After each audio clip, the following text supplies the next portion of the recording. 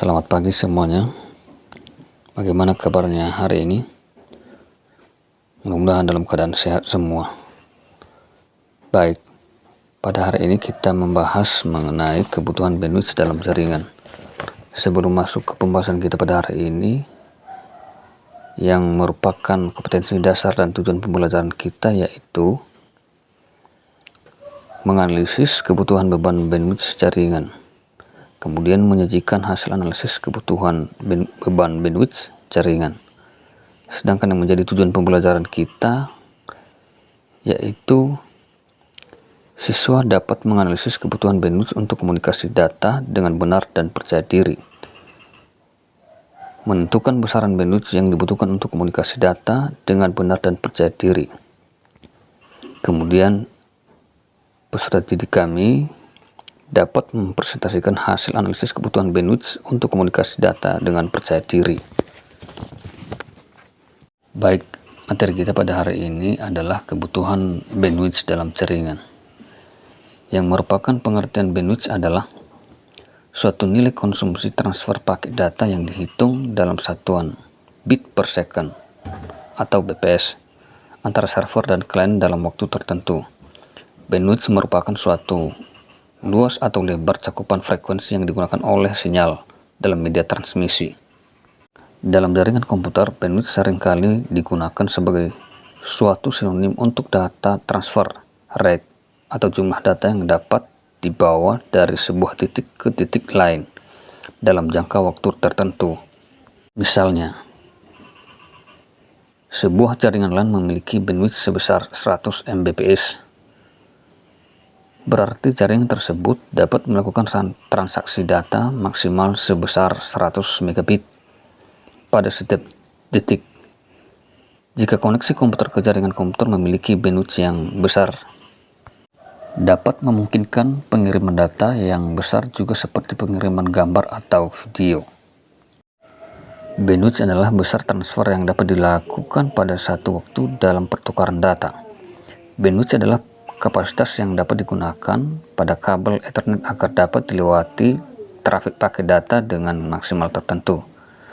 Pengertian lain dari bandwidth internet adalah jumlah konsumsi transfer data yang dihitung dalam suatu waktu bit per second.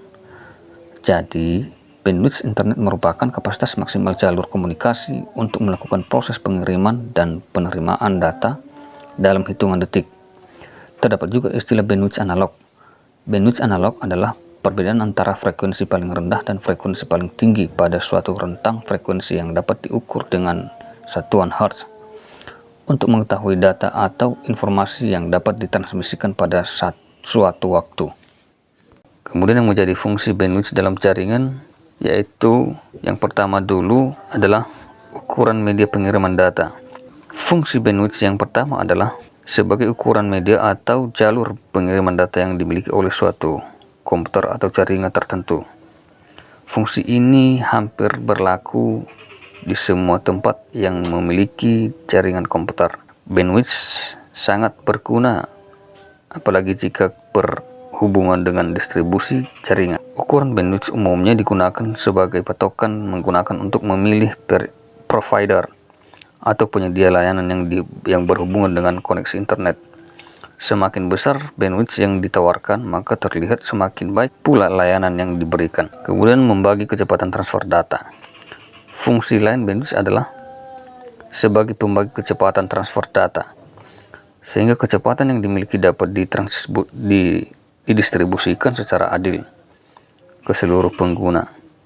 Pembagian ini juga untuk membatasi agar antara pengguna tidak saling berebut bandwidth. Jika tidak dibagi, maka bisa jadi seluruh bandwidth yang dialokasikan ke jaringan tersebut hanya dipakai oleh satu pengguna saja dan pengguna lain tidak mendapatkan.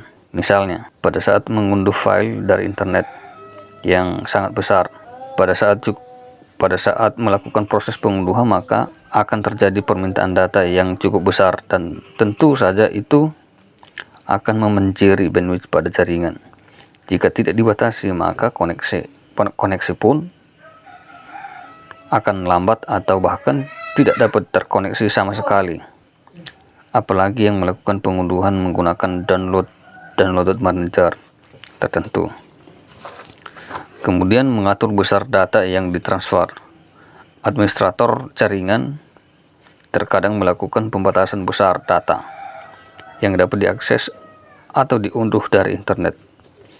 Hal ini bertujuan untuk mengurangi trafik yang tinggi dalam jangka waktu yang lama.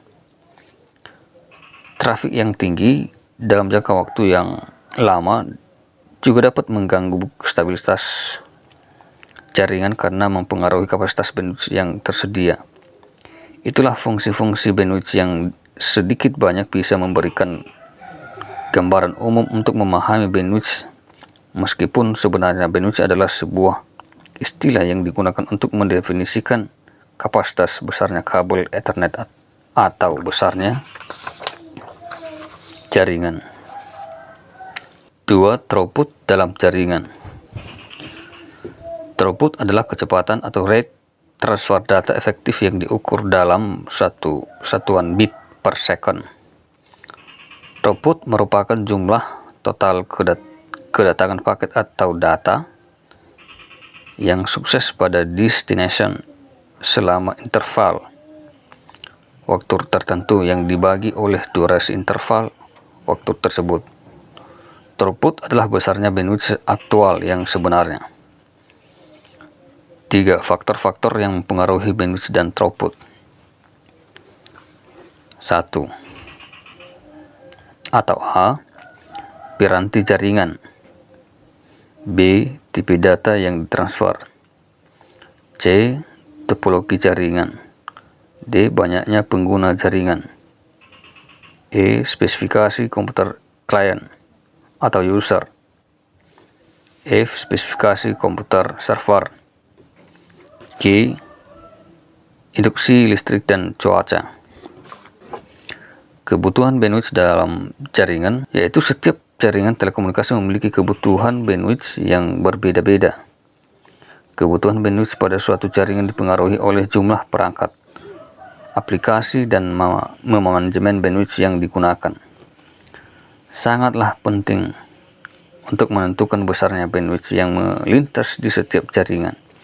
Hal ini bertujuan untuk menjaga performa jaringan. 1. Menghitung bandwidth dalam jaringan. Bandwidth adalah salah satu faktor terpenting dalam merancang dan memelihara jaringan selain perangkat jaringan dan teknologi jaringan yang digunakan. Bandwidth merupakan elemen topologi jaringan yang biasanya paling dioptimalkan dalam pengonfigurasiannya. Bandwidth mengacu pada rate yang didukung koneksi jaringan yang saling terhubung. Berikut adalah parameter yang digunakan untuk menentukan penggunaan bandwidth dalam jaringan. Yang pertama adalah A. Jumlah PC klien pada masing-masing distrik atau topologi. B. Batas bandwidth yang digunakan. C. Aplikasi-aplikasi yang digunakan dan performa SLA pada aplikasi tersebut. Berikut ini cara menentukan perkiraan kebutuhan bandwidth dalam jaringan. Bandwidth yang dibutuhkan: jumlah perangkat atau user kali batas bandwidth atau satu perangkat. 2. Keragaman kebutuhan bandwidth dalam jaringan. Keragaman kebutuhan bandwidth ditentukan berdasarkan layanan yang digunakan oleh user. User yang sedang mengakses YouTube akan memiliki kebutuhan bandwidth yang berbeda dengan user yang hanya mengakses website. Agar tetap efektif, pengguna harus mengetahui kebutuhan layanan untuk dirinya sehingga dapat menghitung total bandwidth yang dibutuhkan. Bandwidth jaringan mewakili kapasitas koneksi jaringan. Setelah memastikan besar kebutuhan bandwidth dalam jaringan, selanjutnya adalah menentukan berapa banyak bandwidth yang digunakan oleh aplikasi. Untuk melakukan perhitungan tersebut, biasanya menggunakan network analyzer. Network analyzer adalah sebuah teknologi yang dapat digunakan untuk memudahkan perhitungan kebutuhan bandwidth dalam jaringan. Network analyzer digunakan untuk mengukur parameter medan jauh dan parameter medan dekat pada antena. Parameter medan dekat terdiri atas return loss, VSWR, impedansi, dan bandwidth antena. Sementara itu, parameter medan jauh terdiri atas gain, direktivitas, pola radiasi, dan polarisasi antena. Terdapat beberapa aplikasi atau software network analyzer. Apa saja software tersebut? Berikut adalah software yang dapat digunakan sebagai network analyzer. A. Wireshark, yaitu alat analisis protokol jaringan yang paling banyak digunakan. Wireshark sering dianggap sebagai standar de facto di kalangan industri jaringan. B. Network Analyzer Sniffer Tools merupakan alat analisis berbasis score yang digunakan untuk menangkap lalu lintas jaringan. C.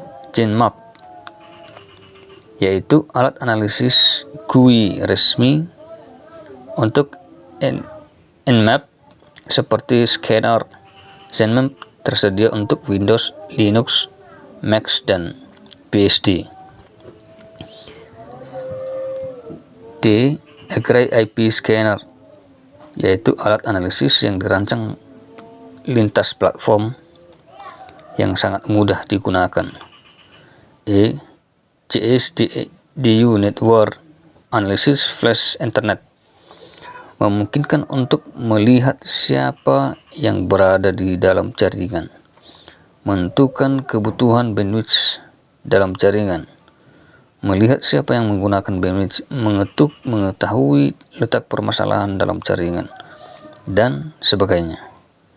Bandwidth merupakan besaran yang menunjukkan seberapa banyak data dapat ditransmisikan dalam koneksi melalui sebuah jaringan.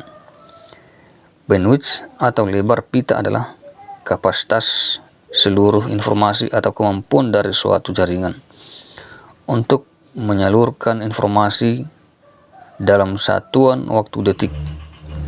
Terdapat dua metode petransmisian paket atau data dalam bandwidth, yaitu baseband dan broadband. Apa yang dimaksud baseband dan broadband? Berikut ini penjelasan mengenai metode baseband dan broadband. 1. Baseband. Data dikirim sebagai sinyal digital melalui media sebagai saluran tunggal yang menggunakan seluruh bandwidth media. Komunikasi baseband adalah bidireksional, yang berarti bahwa seluruh yang sama dapat digunakan untuk mengirim dan menerima sinyal pada baseband. Tidak memungkinkan terjadinya multipleksi frekuensi division. Multipleksi adalah proses ketika beberapa sinyal pesan analog atau aliran digital digabungkan menjadi satu sinyal atau melalui medium bersama. 2. Broadband mengirimkan informasi dalam bentuk sinyal analog. Setiap transmisi ditugaskan untuk sebagian dari bandwidth, sehingga transmisi ganda dimungkinkan pada saat yang sama. Komunikasi broadband bersifat searah, sehingga untuk mengirim dan menerima diperlukan dua jalur. Hal ini sangat dilakukan baik dengan menetapkan frekuensi untuk mengirim dan menetapkan frekuensi untuk menerima sepanjang kabel yang sama, atau dengan menggunakan dua kabel, satu untuk mengirim dan satu untuk menerima dalam multipleksi, memungkinkan adanya broadband frequency division. Demikian pembelajaran kita pada hari ini. Semoga peserta didik kami dapat memahami, mengerti tentang apa yang telah kita tayangkan dalam video ini. Akhir kata, saya ucapkan terima kasih.